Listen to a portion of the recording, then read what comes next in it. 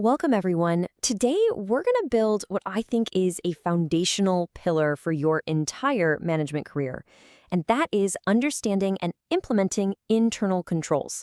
Now, I know what you might be thinking. Isn't this an accounting topic? Well, yes and no. It's really a core leadership competence. So let's get right into it. So here's our roadmap for this explainer. First, we're going to tackle the big question: why? Why should you, as a future manager, really care about controls? Then we'll get into the what by breaking down a really powerful framework called the 3 lines of defense. And to wrap it all up, we'll get super practical and look at the how. What does this actually mean for your day-to-day work and responsibilities? All right, section 1, safeguarding business assets. Look, as a future leader, I don't care if you're in marketing, operations, or you're on the path to being a CEO, your main job isn't just about driving sales or coming up with the next big thing. Think about it. You could have the most incredible, world-changing product launch, but if your company's financial data is a mess, or if assets are walking out the door, that whole campaign is built on a house of cards. Protecting that foundation, that's everything. Let's really break this down from a manager's point of view. When we say safeguard assets, we're not just talking about stopping someone from stealing inventory from a warehouse. We're talking about protecting your marketing team's customer data from a hack. We're talking about making sure your R&D team's brilliant new idea, their intellectual property, isn't compromised. And ensure accuracy? Imagine you're a product manager. You're looking at sales reports to decide whether to pour millions into developing a new feature. If that data is wrong because of bad controls, you could make a truly disastrous decision that costs the company a fortune and frankly could sink your career. This isn't some abstract accounting concept. It is the bedrock of every single strategic decision you're ever going to make.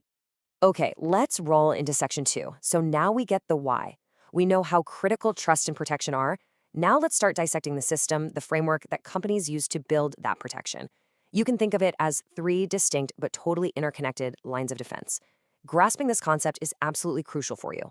What's so great about this slide is how it takes a kind of complex idea and makes it simple with a perfect analogy. Your home security system, right? Preventive controls. Those are the locks on your doors and windows. They're there to stop a break-in from happening in the first place.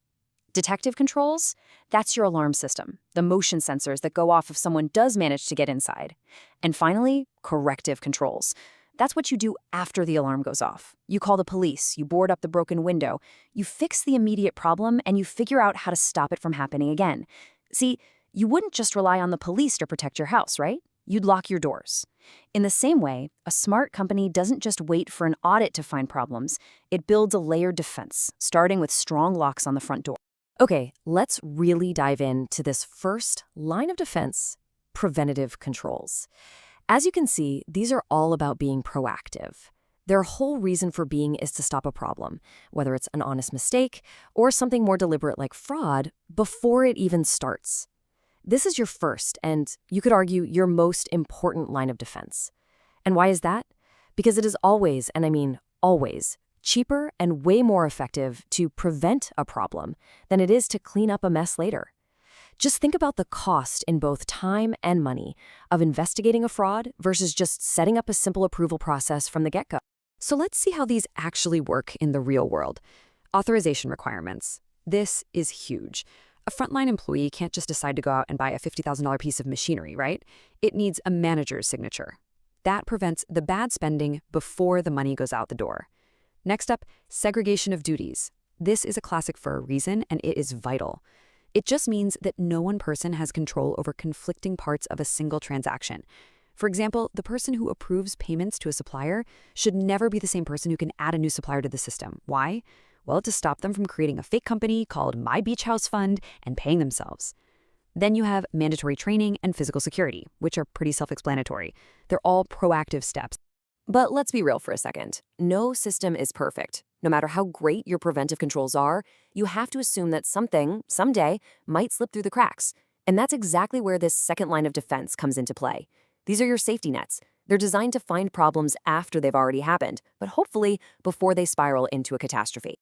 Now, what's really interesting here is just how powerful these seemingly routine procedures are. A bank reconciliation is just comparing your cash records to what the bank says you have. But that simple review can uncover things like unauthorized checks or fraudulent wire transfers. Periodic physical inventories, that's when you go into the warehouse and physically count what's on the shelves to make sure it matches your records. If there's a huge difference, that could be a sign of theft that your locked doors didn't manage to stop. Internal audits are basically a deep dive by a dedicated team looking for weaknesses. And reviewing audit trails in your software can show you who changed what data and when, a huge help for tracking down unauthorized activity after the fact. These controls are all about discovery. And that leads us right to our third and final line of defense, corrective controls. So when one of your detective controls finds a problem, finding it is only half the battle. This next step is critical. It's where the organization actually learns from its mistakes. It's about more than just plugging one little hole. It's about reinforcing the whole wall to make sure it doesn't happen again. And this just brilliantly shows how this whole thing is a cycle. Let's walk through a quick scenario.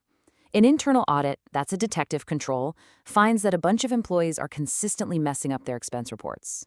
Okay, so the immediate corrective action is to fix those specific reports.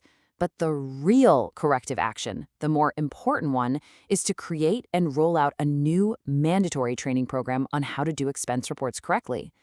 And guess what? That new training now becomes a preventive control for the future.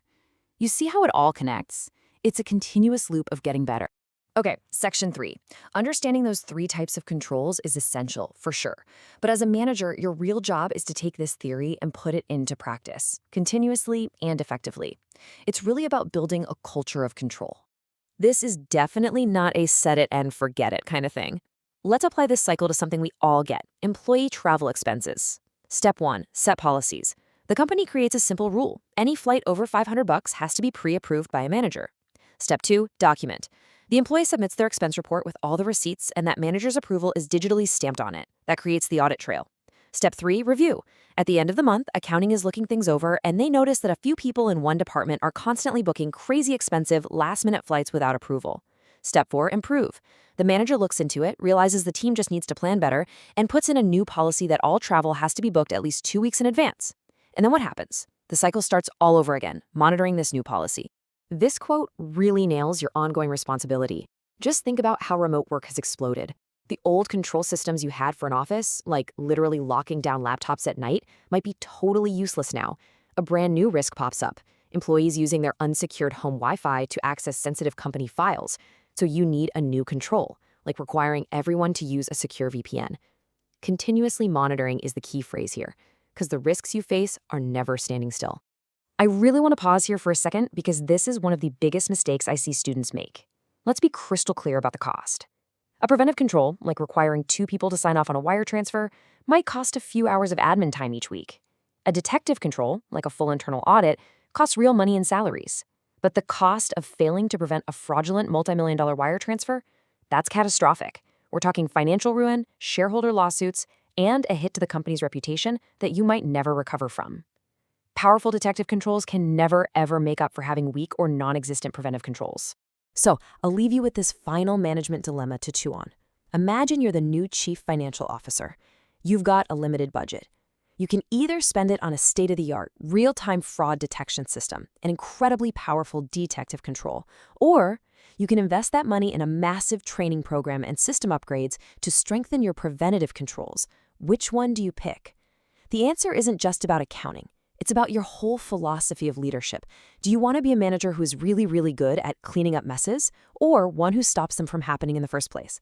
That's the kind of question you're going to face as a leader.